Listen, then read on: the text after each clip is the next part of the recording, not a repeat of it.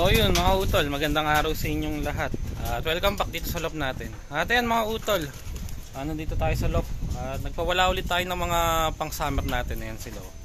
Ayan. So bali mga utol, kompleto itong mga pang summer natin. Noong nakaraang video natin, kami nag-overplay tayo yung dalawang ibon, pero bumalik din naman yun, yung isa hapon, yung isa naman kinabukasan. So ngayon, ayan, dito na sila, sanay na. At karamihan dito sa mga ibon natin, halos lahat sila na pinawala natin yung yung 12 na pinalabas natin nung nakaraan. 11 pala, sorry. Dalawa yung sanay na yung pang south, tapos 11 yung bagong pinalabas natin noon. So lahat yun okay naman na, lumipad na. So ito na nga sila, oh. Ayun yung isa, oh. Tapos yung iba ito. Ayan sa baba. Ayun sa taas, oh. Ayan. So bali 13 silang lahat ngayon na nasa labas. Tapos yung dalawang huling sinampa natin na nakaraan, yung binuviewing natin doon, ayan, sa double cage, yung dalawang bata, eto na sila. Papawalan natin ngayon to. So re-release natin sila, isasama na natin ngayon sila sa labas para makahabol na, maturuan na rin natin. So pang summer din natin to, para lahat ng pang summer natin masanay na, maturuan na natin, hindi na tayo maghabol. So meron na lang isa doon sa baba, all bird, saka isang young bird ng south. So siguro parehas yun, magiging summer na lang. Yung pang south natin baka di na umabot yun, kaya baka summer na lang din yun. Yun na lang yung pinakahuling tuturuan natin. So importante lang yung lahat ng young bird natin ng summer, BBC sa NHPC matuto na. So ito nga, palalabasin na natin yung dalawa. Ito, buksan na natin yung diving bird natin. So ayan mga utol, at palalabasin natin tong dalawa. Ayan, matagal-tagal na rin naman na silang naka-viewing, at sanay na rin silang pumasok dito sa trapdoor natin.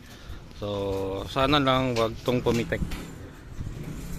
Sana sumama muna siya dito sa mga kasamahan nila sa labas ng loft. Dito lang muna. Ayan, wag muna silang roronda. Masyadong bata itong dalawa na to, hindi kagaya ng karamihan ng tinuruan natin. Halos naglulugon na sila nung pinalabas natin ng loft. Pero ito ayan, ano pa to, mabata-bata, hindi pa sila nagsisimulang maglugon, pero naglaglag na sila ng pakpak, tigi-tigisa pa lang. Pero sa katawan, sa mukha, di pa sila nagmomolt. Yan, mukhang uhaw yung ibon, no? Ayun, kanina pa kasi sila dyan naka-viewing, walang tubig. Yung tubig nila nandito sa labas, oh. Bigyan natin ng tubig, baka uminom. Yeah. Wag muna sanang lumipad. Diyan lang muna sana sila sa landing board, sa bubong, o sa bubong ng loft. Ayan. Ayun, bumaba yung isang natin, pang summer natin. Ayan, madalakas pang lumipad tong mga to. Ayan yung mga natin, yung mga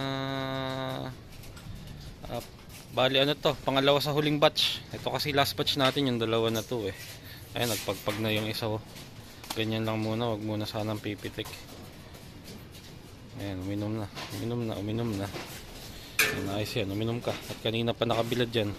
Huwag munang pumagpag, huwag ka munang pipitik. Ayan, maligalig yung young bird natin. Ayan.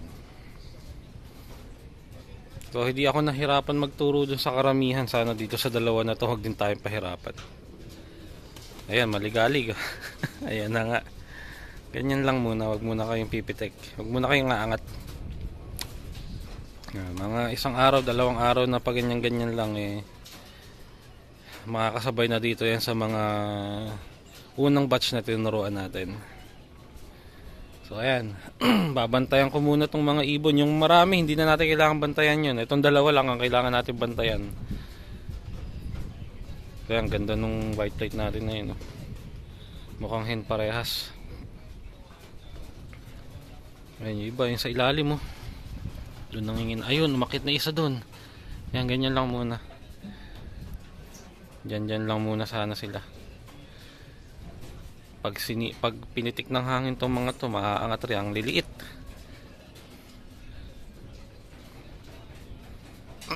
Ang kainitan, tanghalin tapat natin sila pinalabas.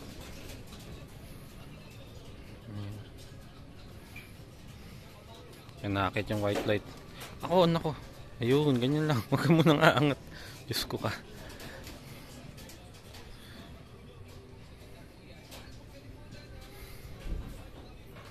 Isa hindi umangat eh. Pero parang gusto din sumunod eh. Hindi lang natuloy.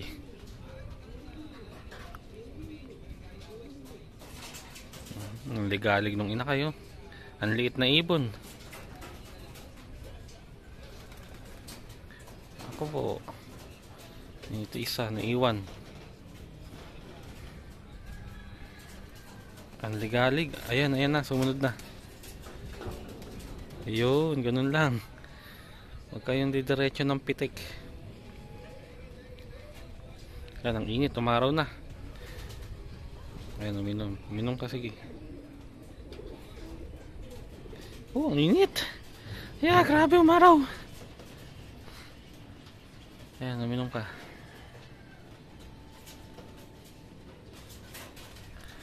Ayan, nababa din sa landing bird. So ayun mga utol, sisilong muna ako ng init.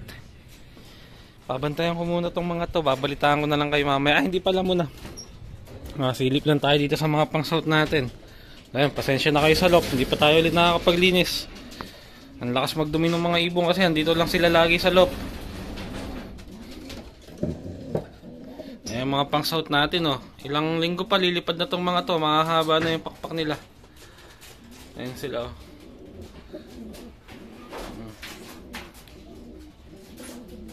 Ayan, nagparis-paris na nga. Naguhunihan na. So sana wag mo na mga magsiitlogan. Dapat talaga eh wag muna sila mag-itlog eh. Kasi once mag-itlog yan magsisimula ng bumagsak ang kondisyon ng mga yan. Dahil sigurado magtutuloy-tuloy yung pag-itlog ng mga hen. Kaya dapat pagka nakalipad na sila medyo ano na magdire-diretso yung pagpapalipad natin para mawala sa focus dun sa paghuhunihan. Ayan. So ayan, kikinis nung mga pang-south natin. Ayan no, kapatid ni Macbullet. White light, wala tayong checkered. Ito naman anak ni Macbullet, nag-iisa. So nasa Alegre yung kapatid nila. At doon natin naabangan. Sana umabot ng derby yung mga kapatid nila sa Alegre. So meron tayong 4 na entry doon eh. Bali ano pala yun? 7 lahat ng ibon natin sa Alegre. Yung dalawa ano sa atin yun, request sa atin yun panlaban sa Alegre. Tapos yung 4 tayo nag-entry nun. Ayan. So yun yung mga pang-south natin. At babantayan ko muna tong mga ibon natin sa labas. Mamaya na lang babalik ako kayo. Ayan, nandito tayo sa taas ng loft. Dito lang malamig-lamig. Tirik na tirik yung araw. Ayan, yung dalawang bagong pinalabas natin. Ayan, buti hindi pa rin pumipitik. Tapos yung ibang ibon natin, ito, nagbibilad. Tapos yung iba, nandun sa ilalim ng loft, nanginginain dun. Ayan yung dalawa, maligalig. Wag lang muna pipitik. So sana wag lumipad yung karamihan mamaya para di sila masama. Okay lang na pag ganyan-ganyan muna sila. Mukhang relax naman yung mga ibon, mukhang komportable naman sila. Mga 2 araw lang sana na ganyan-ganyan para mas magamay na nila yung area natin. Para kung malipad man sila, hindi sila may ilang bumaba dito sa atin. Ayan. So tignan-tignan muna natin yung mga ibon natin.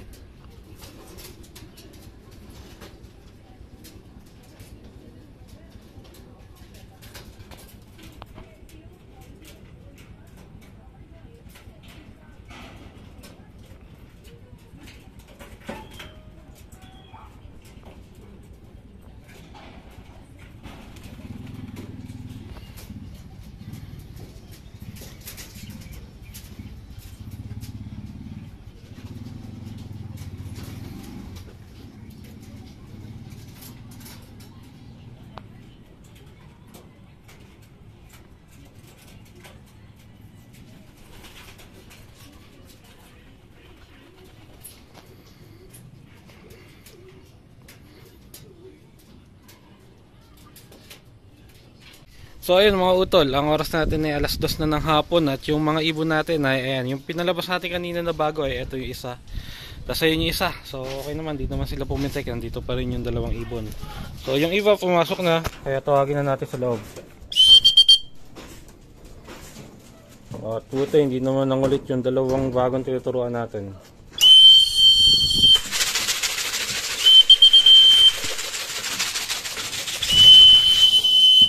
Yan. Ito na yung isa, nasa harap na ng pasukan.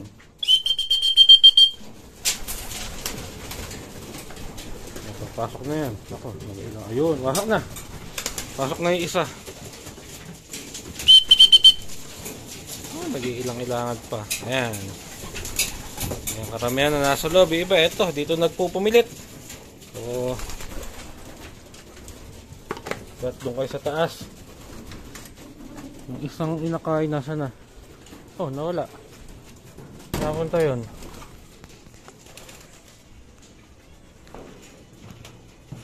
Nawala. Nawala. Asan na isa nating inakay?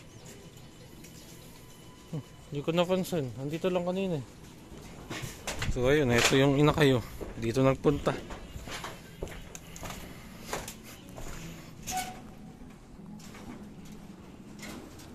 Dun. Yun.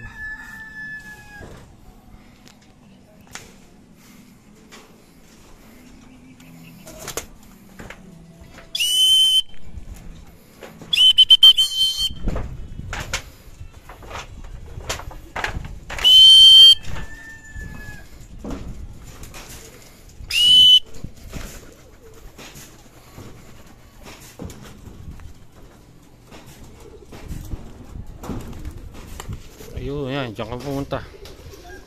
Ayan, saka natin tawagan.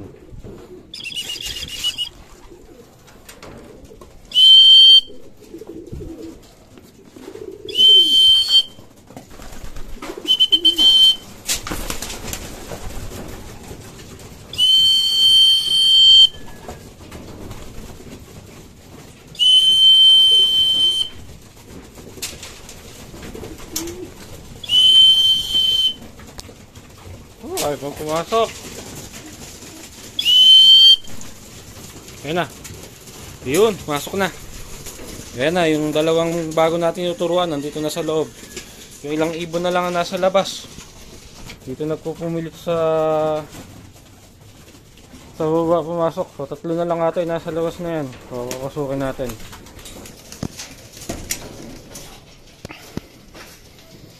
Ay, nako. Hindi na kayo natuto, ba't dyan kayo dumadaan?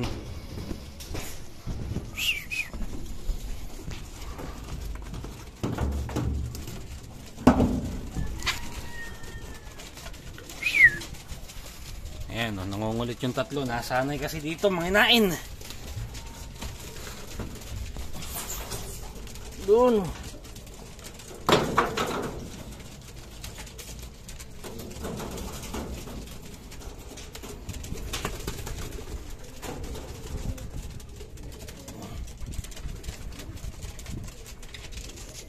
Ay, nako.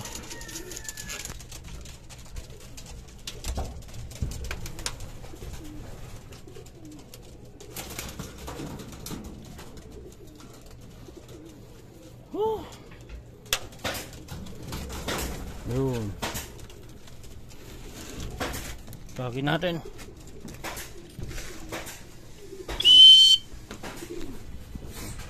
Pumunta pa isa. Ang bihira. Ayun, apat pa pala yung nasa labas.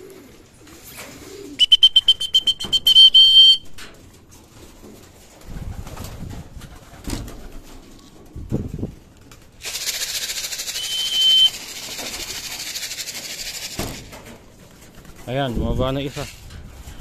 Papasukin na natin itong apat na to.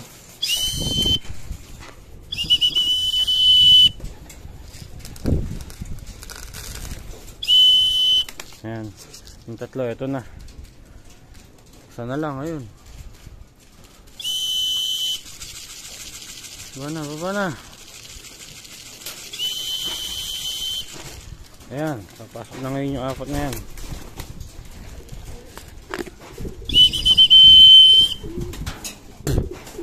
Masok na isa.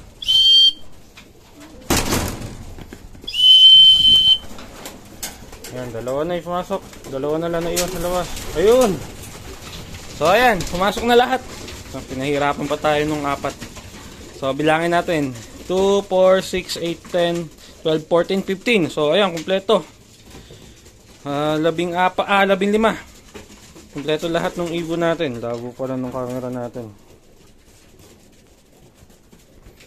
So ayan, kompleto yung 15 pinalabas natin. So bigyan lang natin ng konting patoka.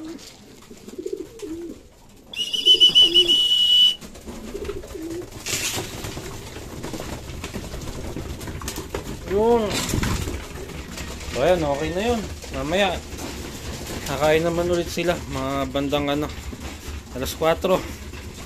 Sa pumunta dun.